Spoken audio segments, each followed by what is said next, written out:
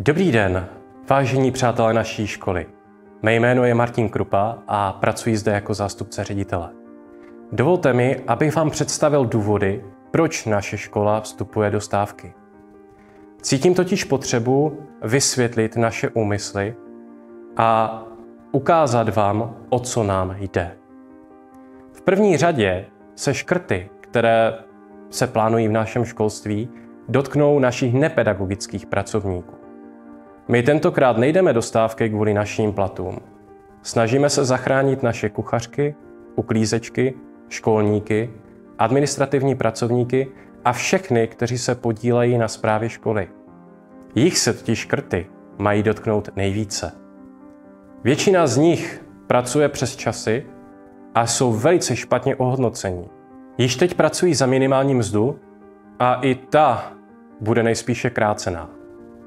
Dalším důvodem naší stávky je ohrožení kvality výuky. Například třídu, kde je 30 dětí, můžeme rozpůlit na 2 skupiny a učit tyto skupiny zvlášť angličtinu, informatiku, na některých školách navíc i třeba matematiku. Tato výuka je díky tomu velice efektivní. Dnes si už neumíme ani představit, že by se toto opět spojilo. Musíme si uvědomit, že ne všechny školy mají dokonalé počítačové vybavení. Znamenalo by to, že některé školy by musely učit 3 děti na jednom počítači. Před několika lety vláda zavedla takzvanou inkluzi. To znamená, že zrušili speciální školy a tyto děti se speciálními vzdělávacími požadavky se přemístily k nám na základní školy.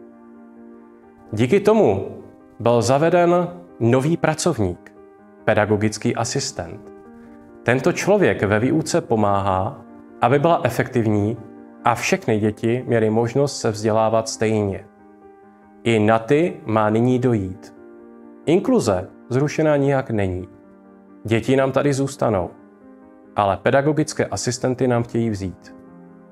Šetřit se musí, ale rozhodně to nesmí být na úkor kvality vzdělávání. Vzdělávání je budoucnost našeho státu. Vzdělávání je investice, která se nesmí přehlížet.